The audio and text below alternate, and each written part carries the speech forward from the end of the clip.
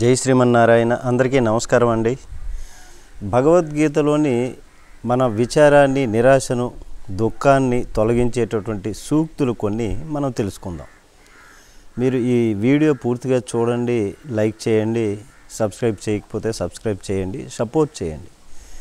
మొట్టమొదటిగా భగవద్గీత మన జీవిత సంపద. మనకు భగవద్గీతలో స్వయాన భగవంతుడే ఇప్పుడు ఈ కలియుగంలో ఉండి మనల్ని ఆశీర్వదిస్తూ తన వచనాలని మనకి ఒక మార్గదర్శకాన్ని, ఒక గురువుగా, ఒక దైవంగా, ఒక తండ్రిగా, ఒక తల్లిగా ఏ విధంగా చూసుకున్న భగవద్గీతలో ఆ విషయాన్ని ఏ విధంగా భావిస్తే ఆ విధంగా మనకు అందులో విషయం దొరుకుతుంది. అయితే ఈ భగవద్గీత మన జీవిత సంపద. ఈ సంపదతో మన మనసులోని అలసట, దుఃఖము తొలగిపోతాయి, ఉత్సాహం కలుగుతుంది. దానిలో ఉన్నటువంటి సారాంశాన్ని తెలుసుకుంటే మనకి ఉత్తేజం, ఉత్సాహము కలుగుతుంది. మన దుఃఖాలు, బాధలు ఇవన్నీ సమస్య పోకపోయినప్పటికీ కూడా వాటికి లోబడి ఉండం, ధైర్యం వచ్చేస్తుంది. అంతా ఆయన చూసుకుంటాడు అనేటటువంటి విధంగా. ఇక రెండవ విషయం, ప్రపంచంలో అన్నీ మారిపోతాయి కాబట్టి సుఖ దుఃఖాలు, లాభ నష్టాలు, మానవమానాలు, కీర్తి అపకీర్తి వీటి మీద ఉంటూనే జీవితాన్ని ఆస్వాదిస్తాం. సమాజంలో ఉంటూనే జీవితం కూడా గడుపుతాం. కానీ భగవద్గీత సారాంశాన్ని జ్ఞప్తి అందించుకుంటే అలవి కాని ఆనందాన్ని పొందుతాం. పుట్టినవాడు ఎలాగూ చనిపోతాడు కాబట్టి మరణం అంటే భయం ఉండకూడదు. కోపం, ముఖ్యంగా కోపాన్ని అదుపులో ఉంచుకోవాలి. కోపం భ్రమలను కలుగజేస్తుంది. ఈ భ్రమలే బుద్ధిని కలచివేస్తాయి, బుద్ధిని నాశనం చేస్తాయి. అట్లాంటి వ్యక్తి పతనం వైపు కదులుతాడు, పతనం అయిపోతాడు.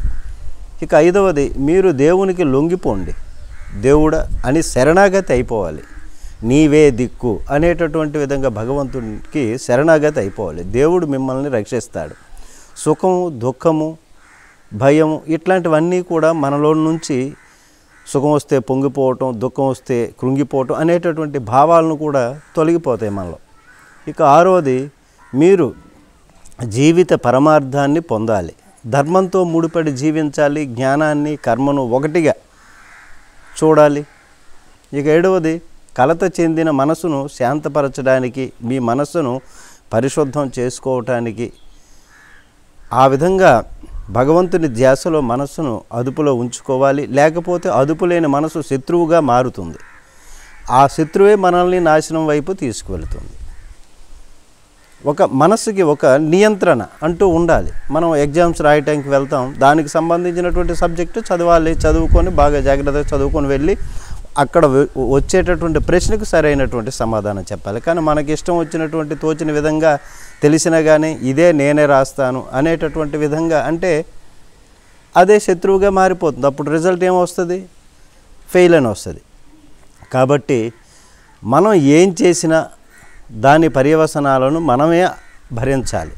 మనం మంచి చేశామా, చెడు చేశామా అన్నది మనమే భరించాలి. మనం ఒక దగ్గర అప్పు తీసుకొస్తాం, అప్పు తీసుకొచ్చిన వ్యక్తి అక్కడ అప్పు తీర్చాలి. అదేవిధంగా మనం ఏం చేసినా కానీ దానికి బాధ్యులము, భరించాల్సినటువంటి వాళ్ళము మనమే. ఇక తొమ్మిదవది, ఎదుటివారి పనిని పూర్తి చేయడం కంటే ముందుగా మీ పని మీరు పూర్తి చేసుకోండి. ఇక 10, గతం భవిష్యత్తు గురించి ఆలోచించొద్దు. ఎందుకంటే ఏం జరుగుతుందో అదే జరుగుతుంది, ఏం జరిగినా మన మంచికే అని భావించాలి. ఇక 11వది, అందరి పట్ల కరుణ, అన్ని పనుల్లో నైపుణ్యము సాధించాలి. ఈ విధమైనటువంటి ఈ భగవద్గీత సారాంశాన్ని, ఈ సూక్తులను ఆచరించండి. అందరము సంతోషంగా ఉంటాము. జై శ్రీమన్నారాయణ. అందరికీ నమస్కారం అండి.